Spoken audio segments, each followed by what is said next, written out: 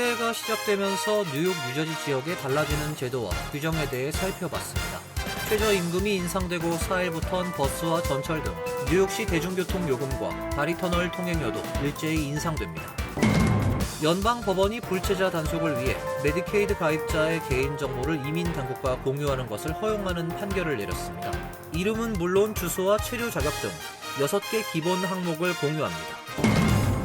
국무부가 러시아에 대한 미국인들의 여행주의보를 업데이트하면서 러시아로 여행하지 말 것을 권유했습니다. 현재 러시아에 거주하는 미국인들도 즉시 러시아를 떠나라고 촉구했습니다. 조란 맘다니 뉴욕시장이 오늘 취임했습니다. 맘다니 시장은 공식 취임식에 앞서 백년된 옛 지하철역에서 비공개 취임 선서를 했습니다. 정부가 그동안 미네소타주에 대한 아동 돌봄 기금 지급을 동결한다고 발표했습니다. 최근 수년 동안 1년의 가짜 사기 수령을 적발했다는 이유입니다. 이상은 오늘의 주요 뉴스입니다. 시청자 여러분 안녕하십니까? 병원연 새해 첫 KBN 뉴스입니다. 오늘은 뉴욕, 뉴저지 한인 단체장들의 새해 인사로 뉴스를 시작하겠습니다. 한인 동포 여러분 안녕하십니까? 뉴욕 한인회장 이명석입니다. 2026년 병원연 새해를 맞이하게 되었습니다. 병원연은 붉은 말띠를 상징하는 해입니다. 에너지가 넘치고 생명이 넘치는 그러한 젊음과 열정이 가득한 새해가 될 것으로 기대가 됩니다. 우리 한인 사회가 여러 방면에서 어려움을 겪고 또 경제적으로도 힘드신 많은 동포분들이 계십니다. 이제 새해에는 우리 한인 사회가 더욱더 단합하고 또 화합하고 또 우리 1세와 2세 또 차세대인 3세 이렇게 모든 세대가 함께 어울리면서 함께 힘을 합하고 또 모두가 희망을 함께 가지면서 더욱더 성장되고 발전되는 한인 사회가 되기를 기원합니다. 이제 새해 복 많이 받으시고 하나님의 은혜가 여러분들의 가정과 사업체에 가득하시길 기원드립니다. 감사합니다. 안녕하세요, 동포 여러분. 저는 2026년 새해부터 뉴저지 한인회를 이끌어갈 회장 송미숙입니다. 그간 저를 응원해 주시고 지지해 주신 많은 분들에게 진심으로 감사의 말씀을 드립니다. 침체된 한인회를 다시 세우기 위해서는 여러분들의 지속적인 참여와 응원이 꼭 필요합니다. 저는 회장으로서 세대들의 고리를 연결하고 공동체를 아우르는 한인회의 역할에 충실할 것이며 여러분들과 함께 가는 한인회가 되도록 최선을 다하겠습니다. 2026년 새해 건강하고 복된 한 해가 되시기를 진심으로 기원합니다. 새해 복 많이 받으세요. 안녕하십니까. 제22기 민주평통 뉴욕협의회장 이시화입니다. 지난 11월 출범한 뉴욕협의회는 미래 세대와 공공외교를 중심으로 한반도 평화의 메시지를 세계에 전하고 있습니다. 청년교육, 평화아카데미, 국제협력 사업을 통해 뉴욕에서 평화의 가치를 실천해 나가겠습니다. 새해에도 함께 힘을 모아 평화로운 한반도의 미래를 만들어 가겠습니다. 2026년 병원연 새해 복 많이 받으십시오. 감사합니다. 새해가 시작되면서 뉴욕, 뉴저지 지역에 달라지는 제도와 규정에 대해 살펴봤습니다. 최저임금이 인상되고 4일부터는 버스와 전철 등 뉴욕시 대중교통 요금과 다리터널 통행료도 일제히 인상됩니다. 새해엔 지방세 공제 한도도 $40,000로 상향 조정되고 뉴욕주의 자녀 양육 세액 공제도 크게 확대가 됩니다. 2026년 새해에 뉴욕과 뉴저지에서 다양한 규정과 법규가 새롭게 바뀝니다. 먼저 오늘부터 뉴욕, 뉴저지의 최저임금이 인상됐습니다. 뉴욕시, 웨체스터, 롱아일랜드의 시간당 최저임금은 $17, 그 외 지역은 $16가 됩니다. 뉴저지주 최저임금은 지난해보다 43센트가 오른 시간당 $15 92센트가 됩니다. 오는 4일부터는 뉴욕시 대중교통 요금이 인상됩니다. 전철 및 버스의 기본 요금은 $2 90센트에서 10센트씩 올라 $3가 됩니다. 또 버스와 전철의 일주일과 1개월 무제한 탑승권은 폐지됩니다. 다만 현행 $34인 일주일 무제한 탑승권을 대신해 일주일 $35 요금 상한제를 새롭게 시행합니다. 익스프레스 버스 요금도 현행 7달러에서 7달러 25센트로 25센트 상향 조정됩니다. LIRR과 메트로노스 기차 요금은 구간별로 최대 4.5% 인상됩니다. 뉴욕과 뉴저지를 잇는 다리와 터널 통행료도 4일부터 인상됩니다. 승용차 기준 혼잡 시간대 이지패스 통행료는 16달러 79센트, 비혼잡 시간대는 14달러 79센트가 됩니다. 우편으로 청구되는 통행료는 23달러 30센트가 부과됩니다. 지방세 공제 한도도 4만 달러로 상향 조정됩니다. 지난해 7월 입법된 대규모 감세 법안에 따라 재산세 등 지방세 공제 한도가 종전 10,000달러에서 4만 달러로 높아졌습니다. 이에 따라 연방소득세 신고 시 최대 4만 달러까지 지방세 납부에 대한 공제 신청이 가능해집니다. 올해부터 뉴욕주의 자녀 양육 세액 공제가 크게 확대됩니다. 4세 미만 자녀의 경우 한 명당 최대 1,000달러, 4에서 16세는 명당 최대 5,000달러를 지급합니다. 자격 요건을 갖춘 뉴욕 주민은 1월 말부터 시작되는 소득세 신고에서 확대된 자녀 양육 세액 공제 혜택을 신청할 수 있습니다. 연방 법원이 불체자 단속을 위해 메디케이드 가입자의 개인 정보를 이민 당국과 공유하는 것을 허용하는 판결을 내렸습니다.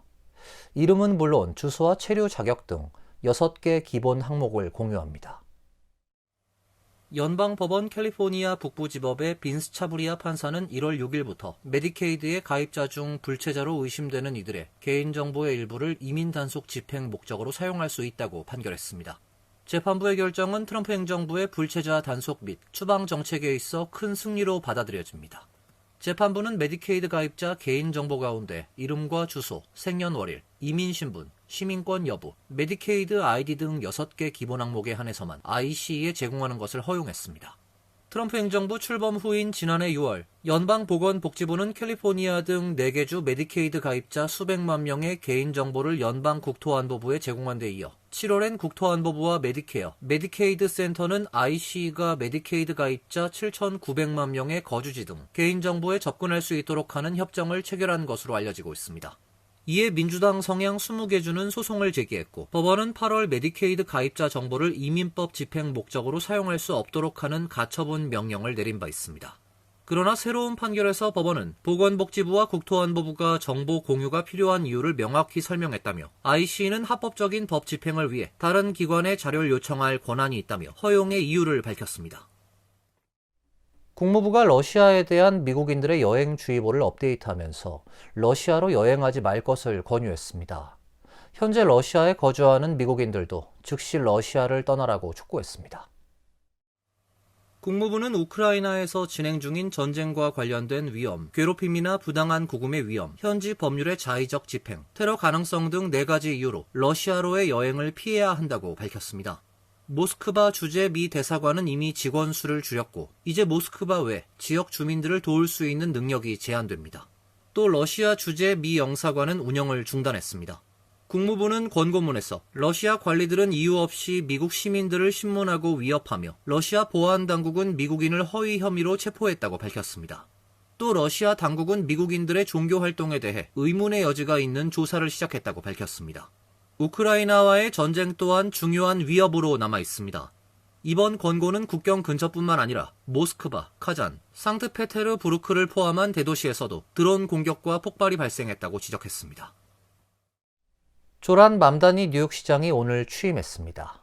맘다니 시장은 공식 취임식에 앞서 100년 된 옛 지하철역에서 비공개 취임 선서를 했습니다. 맘다니 시장이 비공개 취임식을 한 올드시리 홀역은 1904년 개통된 뉴욕 28개 지하철역 중 하나로 천장은 유리 모자이크로 장식돼 있습니다. 현재 역은 운영되지 않지만 6호선이 이 구간을 통과하며 뉴욕 교통박물관에서 투어 장소로 활용하고 있습니다. 맘다니 시장은 30일 성명에서 1904년 올드시리홀역이 처음 문을 열었을 때 이곳은 아름다움을 추구하면서도 노동자들의 삶을 바꿀 위대한 공공인프라를 세우는 데 주저하지 않았던 도시의 기념비적 상징이었다고 밝혔습니다. 이어 맘다니는 그 야망은 단지 과거의 추억 또는 시청 아래 터널로만 남을 필요는 없다며 그것은 뉴욕 시민들을 섬길 행운을 얻은 행정부의 사명이 될 것이라고 덧붙였습니다. 맘다니는 오늘 낮 뉴욕시청 앞에서 공식 취임식을 가졌습니다. 취임식은 맘다니가 정치적인 영감을 준 인물이라고 치켜세운 미국 진보 진영의 상징 버니 샌더스 상원 의원이 주재했으며 뉴욕이 지역구인 알렉산드리아 오카시오 코르테스 하원 의원이 축하 연설을 했습니다. 공식 취임식 이후 초대를 받은 4,000명이 참석한 가운데 시청 광장 외곽에서 대규모 축하 파티가 개최됐습니다. 민주적 사회주의자를 자처하는 맘다니 시장은 후보 시절 대중교통 요금 인상 억제, 공공주택 확대, 저소득층 서비스 강화를 주요 공약으로 내세워 주목을 받았습니다. 그는 정치 거물 앤드루 쿠오모 전 뉴욕 주지사를 꺾고 뉴욕시장에 당선됐습니다. 정부가 그동안 미네소타주에 대한 아동 돌봄 기금 지급을 동결한다고 발표했습니다. 최근 수년 동안 1년의 가짜 사기 수령을 적발했다는 게 이유입니다. 보건복지부의 짐 오닐 차관은 SNS X 계정을 통해서 미네소타주에 대한 아동 돌봄 기금의 자금을 동결한다고 밝혔습니다. 이번 조치는 미네소타주를 비롯한 전국에서 자행되는 뻔뻔한 사기극에 대응하기 위한 첫걸음이라고 말했습니다. 또 우린 일단 돈줄의 수도꼭지를 잠갔으며 가짜 색출 작업을 진행 중이다고 주장했습니다.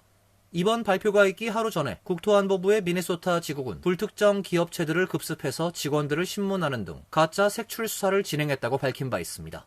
미네소타에선 비영리단체 우리 미래를 먹이자의 연방 코로나19 지원금 3억 달러 횡령 사건으로 57명이 검거돼 재판을 받은 사건 이후로 몇 년째 가짜 지원금 수령에 대한 검찰 수사가 계속됐습니다. 지난달 초에는 미네소타주에서 2018년 이후 진행된 14개의 연방 지원 프로그램 지원금의 거의 절반인 약 180억 달러를 이들이 착복했다는 수사 결과도 발표됐습니다. 피고인 대부분은 소말리아 출신이라고 검찰은 밝혔습니다. 질병통제예방센터 임시소장 권한대행도 맡고 있는 오닐 차관은 지난달 30일 SNS 글에서 복지부가 앞으로는 전국의 아동, 가족 지원금 신청 시 사진과 영수증 등 증빙 자료를 제출해야만 지원금을 받을 수 있도록 하겠다고 발표했습니다. 극우 성향의 마가 인플루언서가 미국에 유입되는 모든 이민을 전면 중단해야 한다는 주장을 제기하고 나섰습니다. H-1B 비자 폐지만이 아니라 모든 이민 프로그램을 대상으로 10년간 전면 중단해야 한다며 이 난맥상을 정리할 때까지 그 어떤 이민도 허용해선 안 된다고 주장했습니다.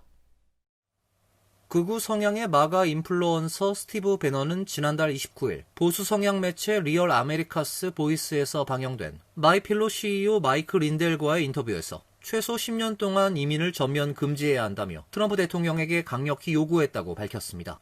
그는 특히 보육 산업에서의 사기 의혹을 언급하며 소말리아 출신 이민자들을 집단적으로 추방해야 한다는 주장도 펼쳤습니다. 배너는 방송에서 그들은 돈을 훔치고도 우릴 비웃고 있다며 누군가 조사를 하러 가면 온갖 변명을 늘어놓고 나는 모른다, 나는 영어를 못한다며 능청을 부린다. 전부 추방해야 한다고 말했습니다. 그는 이어 9억 달러가 아니라 90억 달러가 사라진 사실조차 파악하지 못한다면 그 일에 종사할 자격이 없다고 주장했습니다. 이에 린델은 미네소타 주지사 후보로서 말하건대 나는 이 나라 역사상 가장 투명한 주지사가 될 것이라며 국민들이 문제의 원인이 어디에 있는지 알게 하고 그 다음에 고칠 것이라고 배넌의 주장에 동조했습니다. 배넌은 이후 반이민 운동가 로즈메리 젠크스와의 대화에서도 트럼프 대통령은 이민에 대해 10년 유예 조치, 즉 모라토리엄을 시행해야 한다고 거듭 강조했습니다. 그는 H-1B 비자 폐지만이 아니라 모든 이민 프로그램을 대상으로 10년간 전면 중단해야 한다며 이 난맥상을 정리할 때까진 그 어떤 이민도 허용해선 안 된다고 주장했습니다. 전 세계 181개국에 거주하는 재외동포가 약 700만 명으로 집계됐습니다. 2년 전보다 소폭 감소한 수치인데요.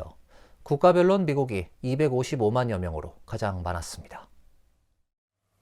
재외동포청은 지난달 31일 발표한 2025 재외동포 현황에서 전 세계 재외동포 수가 700만 6,703명으로 집계됐다고 밝혔습니다. 이는 2022년 말 기준 708만 1,510명과 비교해 7만 4,807명 감소한 수치입니다. 이번 통계는 2024년 12월 31일을 기준으로 재외공관위 주재국 공식 통계 자료와 함께 민원 처리 현황, 재외국민 등록부, 재외선거인 명부, 동포단체 자료 등을 종합해 산출한 것입니다. 재외동포청은 통계의 신뢰성을 높이기 위해 관련 연구 용역을 실시하고 재외동포 및 통계 전문가가 참여한 재외동포 현황 통계위원회를 처음으로 구성해 검증 절차를 거쳤습니다. 거주 자격별로 보면 재외국민은 240만 2,026명, 외국 국적 동포는 460만 4,677명으로 집계됐습니다. 이는 직전 조사 대비 각각 65,943명, 8,864명 감소한 수치입니다. 국가별로 보면 일본은 국제 결혼에 따른 자녀 수가 이번 통계부터 반영되면서 재외 동포 수가 15만가량 증가했습니다.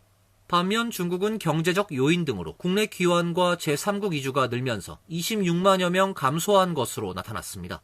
미국은 인구 센서스 조사에서 불참률이 기존 26%에서 15%로 조정되면서 재외 동포 수가 다소 줄었고, 러시아, CIS 지역은 러시아 우크라이나 전쟁의 영향으로 감소한 것으로 분석됐습니다.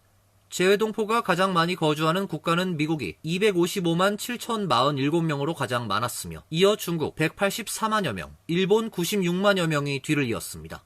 재외동포청은 2025 재외동포 현황을 책자로 발간해 주요 정부기관과 대학, 연구기관, 공공도서관, 언론기관 등에 배포할 예정입니다. 이어서 간추린 소식입니다. 백악관은 SNS를 통해 트럼프 대통령이 물 파이프라인 건설 법안과 원주민 보호구역 확대 법안을 거부했다고 밝혔습니다. 첫 번째 법안은 아칸소밸리 송수관 완공법으로 콜로라도 동부 평야에 수십 년간 추진되어온 깨끗한 물 공급 파이프라인 사업을 마무리하는 내용입니다.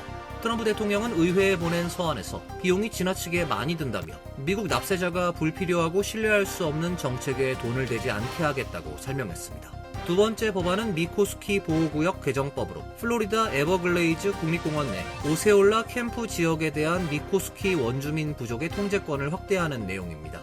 트럼프 대통령은 해당 부족이 그 지역에 거주할 권한이 없으며 정부가 특정 집단의 이해관계에 맞춘 사업에 세금을 투입할 수 없다고 주장했습니다. 워싱턴 DC의 대표적인 문화시설인 존 F 케네디 공연예술센터의 명칭이 트럼프 케네디 센터로 바뀐 후 공연들이 연이어 취소되고 있습니다. NYT에 따르면 재즈그룹 더 쿠커스는 지난달 29일 두 차례의 새해 전야 공연을 취소한다고 밝혔습니다. 뉴욕의 무용단인 더그바론 앤드 댄서스도 창단 40주년을 맞아 내년 4월에 예정돼 있던 두 차례의 공연을 취소한다고 밝혔습니다. 무용단은 공연 취소로 4만 달러의 손실을 보게 되지만 매우 고무적인 일이라고 말했습니다. 이 밖에도 연례 행사였던 유명 크리스마스 이브 재즈 공연과 엘라베마 출신의 포크 가수 크리스티 리의 내년 1월 14일 무료 콘서트도 취소를 발표했습니다. NYPD의 무력 사용이 역대급으로 급증한 것으로 진단됐습니다. NYPD 보고서에 따르면 2024년 한 해 동안 NYPD 경찰의 무력 사용은 총 11,746건으로 2016년 관련 통계 작성 이후 가장 많았습니다. 역대 가장 많은 체포가 있었던 지난 2017년 경찰의 무력 사용 7,369건과 비교해도 무려 60% 급증한 수치입니다. 경찰의 무력 사용은 주로 범죄자 체포 혹은 법규 위반자 단속 과정에서 이루어졌지만 정신적, 정서적 어려움이 있는 사람과의 접촉에서도 무력 사용이 많았던 것으로 나타났습니다. 경찰의 무력 사용은 브루클린이 5개 보로 전체의 26.9%로 가장 많았고 맨해튼 25.9%, 브롱스 25.7%, 퀸즈 17.8%, 스태튼 아일랜드가 3.7%로 뒤를 이었습니다. 뉴욕시의 자전거 대여 프로그램인 시리바이크의 이용료가 인상됩니다. 시리바이크는 새해 28일부터 연간 이용료가 현행 $219 99센트에서 $239로 $20 오른다고 밝혔습니다.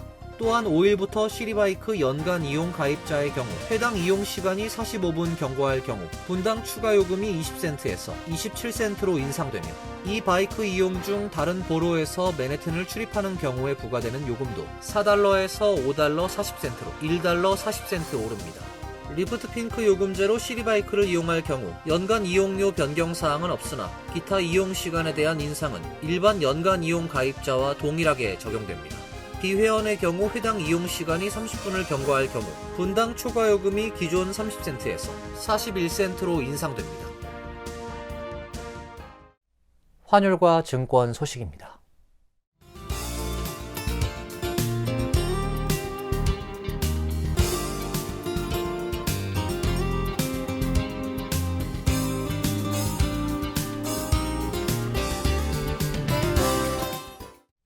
이어서 날씨입니다. 내일은 대체로 맑은 날씨가 예상됩니다. 낮 최고 기온 31도, 섭씨 영하 1도, 밤 최저 기온 24도, 섭씨 영하 4도로 예상됩니다. 토요일과 일요일은 약간 구름이 끼는 대체로 맑은 날씨가 예상됩니다. 다음 주는 월요일부터 구름이 다시 많아지고 수요일엔 비가 예보돼 있습니다. 이상으로 KBN 뉴스를 마칩니다. KBN과 함께 즐거운 시간 되시길 바랍니다. 우리 동부 최대 한인방송 KBN이 제작하는 KBN 뉴스는 웹사이트 mykbn.com 그리고 유튜브와 페이스북에서 다시 보실 수 있습니다. 좋아요, 구독, 알림 설정은 뉴스 제작에 큰 도움이 됩니다.